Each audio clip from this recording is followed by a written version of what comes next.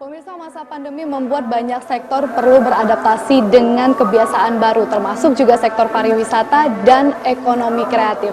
Hari ini, Menteri Koordinator Bidang Kemaritiman dan juga Investasi ini melakukan reaktivasi pariwisata di Kabupaten Banyuwangi. Seperti apa kira-kira potensi pariwisata di tengah pandemi? Kita akan langsung saja membahasnya dengan narasumber saya yang sudah hadir hari ini. Ada Menteri Koordinator Bidang Kemaritiman dan Investasi, Bapak Luhut Binsar Panjaitan. Apa kabar, Pak Menko? Baik, gimana kabarmu? Baik. Baik, Alhamdulillah. Terima kasih, Pak, atas waktu yang diberikan. Ini kita bisa ngobrol santai dengan latar belakang. Ini ada rumah osing khasnya Kabupaten Banyuwangi ya? Ya, Pak. Baik, dan juga tentunya narasumber saya berikutnya ini adalah tuan rumah kita, Bupati Banyuwangi, Bapak Abdullah Azwar Anas. Pak Bupati sehat? Sehat, Alhamdulillah. Sehat ya Pak Bupati? Baik, yang pertama saya langsung saja mungkin akan bertanya ke Pak Menko terlebih dahulu. Pak Menko, kita sudah 5 bulan ini hidup berdampingan dengan COVID-19, Pak. Bagaimana dampak COVID-19 ke sektor pariwisata khususnya?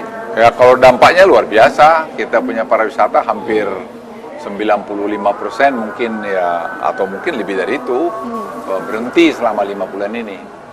Dan rakyat tentu sudah mulai bosan juga. Tapi kita beruntung beberapa tempat di Indonesia sekarang itu tingkat COVID-19 ini menurun. Seperti di Banyuwangi ini. Dan kan dari penduduk 1,7 juta lebih, itu hanya 55 yang kena COVID. Dan tingkat kesembuhan itu yang paling penting. Itu lebih dari 44 orang. Dan yang meninggal ya kita sedih ada 2 orang. Jadi saya lihat ini memang daerah yang sudah siap untuk ini, dan Presiden sudah datang kemari kira hampir sebulan, 3 minggu lalu. Dan itu dampaknya tadi Pak Anas sampaikan, Pak Bupati, langsung pariwisata juga naik. Nah, jadi sekarang saya kira waktunya kita buka di sini dan juga Bali. Nanti saya mau ke Bali, besok kita mau bikin acara seperti ini juga di Bali. Wah, keren ya, luar biasa. Tapi mungkin banyak masyarakat juga yang penasaran nih Pak Menko, apa sebetulnya alasan kita melakukan reaktivasi pariwisata di tengah pandemi? Ya, kalau pandemi sebenarnya ya practically kalau lihat di Indonesia ini harus lihat per daerah, nggak bisa lihat Indonesia semua ya.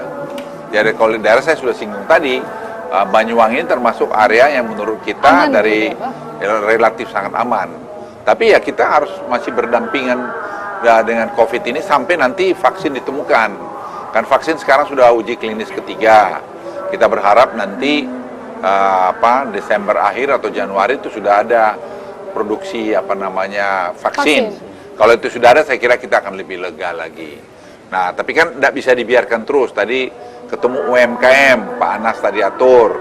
Ternyata mereka juga cerita, kami sampai 75% berhenti gitu, malah ada 100%. Sekarang bertahap mulai bangkit lagi setelah sejak Presiden datang kemarin. Nah, sekarang kita dorong, tadi kita ingatkan, ada klien masuklah dalam online, sehingga bisa lebih maju karena ada trainingnya gratis semua dan memberikan sosialisasi apa-apa saja bantuan pemerintah yang mereka bisa dapatkan gitu. Baik ya, berarti memang dinyatakan pariwisata kita ini sudah mulai kita bergeliat kembali Pak Menko ya. Nah, saya Pak Bupati ini kesempatan pertama juga ke Banyuwangi, dan luar biasa sekali menurut saya. Banyuwangi ini sangat indah sekali Pak Bupati, tak kalah dari Bali. Ya. Tapi kalau dari Kabupaten Banyuwangi sendiri, apa Pak yang ditawarkan untuk menarik wisatawan berkunjung ke Banyuwangi? Kita punya apa Pak? Pasca pandemi ini tentu kalau dulu yang dijual adalah semata-mata services, harga yang murah. Sekarang beliau mewanti-wanti, sekarang nomor 1 jualan kita adalah kesehatan. Karena meskipun tempat ini indah, kalau orang datang tiba-tiba tidak sehat tentunya akan jadi masalah. Maka kami mengikuti arahan dari Bapak Presiden dan Pak Menko bahwa menjual bisnis pariwisata adalah kepercayaan. Maka nomor 1 protokol kesehatan. Yang kedua tentu ada banyak destinasi termasuk ijen, jadi ada gunung, ada pantai, dan ada kuliner dan budaya di Banyuwangi. Ingat di Banyuwangi kalau waktu normal kami ada 123 event. Sekarang kami turun karena memang per tahun. Jadi seminggu ada mulai jazz, ada budaya, macam-macam sekali, ada banyak sekali. Dan dari event ini mengenerate ada banyak program ekonomi yang ada di daerah. Dan kami terima kasih karena pemerintah memberikan arahan dengan jelas, misalnya beliau datang ke sini, tidak hanya sendiri, langsung membawa beberapa departemen yang akan mengeksekusi program, dan kami senang langsung bawa swastanya, misalnya Traveloka, Dana, dan seterusnya, langsung bertemu dengan UMKM. Tentu ini adalah paket komplit menurut saya. Jadi samping memberi arahan, beliau mengeksekusi banyak program yang bisa kami kerjakan di daerah. Dan ini kami terima kasih kepada pemerintah pusat. Wah, jadi memang Banyuwangi ini selain memang kaya akan wisatanya, pemerintah kabupatennya memang juga sudah siap ya Pak ya untuk menerima wisatawan. Ada nggak Pak teknologi yang digabungkan dengan pariwisata Banyuwangi ini sendiri, kecanggihan-kecanggihan yang bisa didapatkan oleh wisatawan? Ya, sekarang ini orang kalau memesan destinasi dan tempat-tempat restoran bisa langsung dengan online lewat di Banyuwangi Tourism. Kemudian desa-desa kami 189 desa sudah terhubung dengan fiber optik, sehingga ini akan mempermudah orang untuk mengakses, memesan, dan sekaligus untuk mendapatkan berbagai penawaran. Dan tour guide kita sudah kita sertifikasi sebagaimana arahan Pak Menko. Misalnya di Ijen ada 91 tour guide Pak Menko, sudah kami sertifikasi sehingga ini sudah siap buka. Dan kami sekarang sudah menutup 25 restoran yang melanggar protokol COVID dan seterusnya mereka yang melanggar akan kita tutup, dan kami sudah ambil keputusan semua dinas sekarang Satpol PP sehingga bisa memberikan penindakan kepada mereka yang melanggar.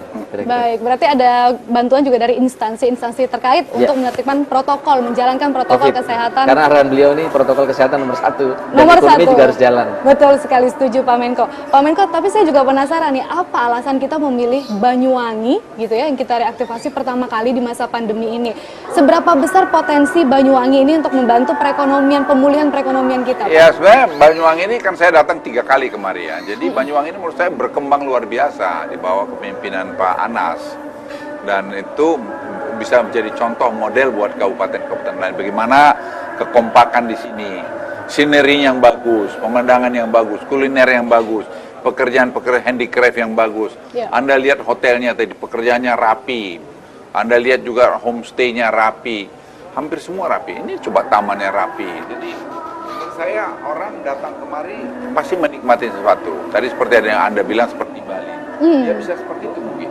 Jadi saya memang melihat Bali ini Banyuwangi ini ya pantas untuk kita dorong ke depan. Betul. Nah, tadi misalnya Pak Anas cerita mengenai terbang pesawat dari Bali ke Banyuwangi. Tadi kita putusin aja karena sudah lama ini terbang. Jadi sekarang ATR yang dari kita coba atur yang dari Labuan Bajo ke Bali langsung kemari dan seterusnya. Sehingga dengan demikian ini sudah masuk jalur pesawat terbang untuk pariwisata, dan itu akan membuat ini lebih baik ke depan. Baik, setuju.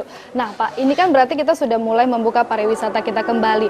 Sudah ada belum Pak edukasi yang dilakukan kepada masyarakat bahwa saat ini masyarakat bisa berwisata secara aman? Karena mungkin masih ada masyarakat yang takut Pak untuk berwisata. Ya, ada apa-apa, kita beritahu tadi. Saya kan bilang berkali-kali, kita juga nggak boleh lebay juga. Artinya, ya memang ada. Kita kan, masa kita terus semua berhenti di rumah, ya kan nggak mungkin juga. Nah, bagaimana kita hidup berdampingan dalam konteks, ya harus hati-hati. Tadi itu protokol jaga jarak, cuci tangan, pakai masker, ya kita lakukanlah itu. Ya kalau dalam rumah kita di kamar kita ya nggak perlulah kita terus pakai masker. Tentu di dalam kalangan kita sendiri misalnya. Tapi kita harus hati-hati. Hati-hati tidak boleh, tapi hati-hati jangan jadi takut yang berlebihan yang akan membunuh kita sendiri. Betul. Jadi harus kita lihat tadi equilibrium atau keseimbangan antara pariwisata itu sendiri dengan COVID atau ekonomi dengan COVID. Jadi jangan orang bilang kita tidak ngurusin COVID-19, tidak, harus diurus. Karena kalau orang juga berlama-lama dalam rumah tidak bisa keluar-keluar, dia akan stres yang sakit juga. Ya, Pak. Iya, betul. Dan imunitas tubuhnya juga turun. Betul. Jadi itu sebenarnya strategi pemerintah. Betul sekali. Jadi kita harus beriringan ya Pak, harus tetap menjaga protokol kesehatan itu. Pak Bupati, kalau setiap daerah ini kan memiliki lokal genius, sesuatu atau kearifan lokal yang ditawarkan kepada wisatawan yang hadir gitu. Kalau Banyuwangi, apa yang bisa kita tawarkan ke wisatawan? Ya, ini adalah salah satunya adalah outdoor tourism yang berbasis alam, dan ternyata diminati oleh banyak orang, terutama dari kota-kota besar yang jenuh di kota mereka. Dan ini sesuai dengan arahan Pak Menko bahwa destinasi yang dibuka adalah yang berisiko kecil untuk penularan COVID-19. Kira-kira. Oke. Pak Menko, terakhir bagaimana Pak Menko kita menjaga optimisme kita, ya optimisme kita bersama agar sektor pariwisata kita ini benar-benar bisa pulih di tengah pandemi? Ya, menurut saya tadi kekompakan kita, jadi artinya kalau Anda tidak punya data yang lengkap, jangan memberikan kritik-kritik yang malah membuat distorsi gitu loh ya. Pemerintah itu kan punya sistem, punya apa yang cukup bagus, cukup canggih untuk melihat sekarang masalah COVID-19. Kami sangat berkepentingan mengontrol COVID-19 ini. Jadi tidak mungkin ada yang bilang, oh penanganan kurang gitu. Enggak juga, kita dipuji juga penanganan. Bahwa tidak semua kita selesaikan. Tadi saya baru bicara dengan Masayoshi Son dari SoftBank dari Tokyo. Ya. Dia bilang Tokyo sekarang malah naik ini. Dia takut sekarang ini ada second wave. Kita knock wood sampai hari ini, kita belum lihat ada second wave di Indonesia. Tadinya takut saya setelah Lebaran.